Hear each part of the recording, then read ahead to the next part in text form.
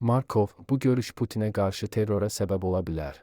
ABŞ prezidenti Donald Trump deyib ki, Ukraynada müharibəni dayandırmaq üçün Rusiyalı həmkarı Vladimir Putinlə Ukrayna prezidenti Vladimir Zelenski arasında görüş təşkil edilməlidir. Və o, bu görüşdə iştirak etməyə hazırdır. Az xəbər verir ki, bunu Rusiyalı politoloq Sergey Markov deyib.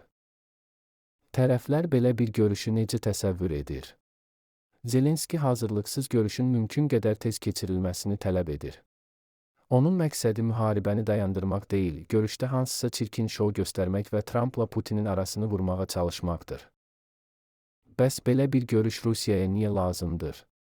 Üstəlik, Ukrayna xüsusi xidmət orqanları və onların müttəfiqləri belə görüşdən Rusiya prezidentinə qarşı terror aktı hazırlamaq üçün istifadə etmək istərdilər. Rusiya prezidentlərlə görüşə hazırdır.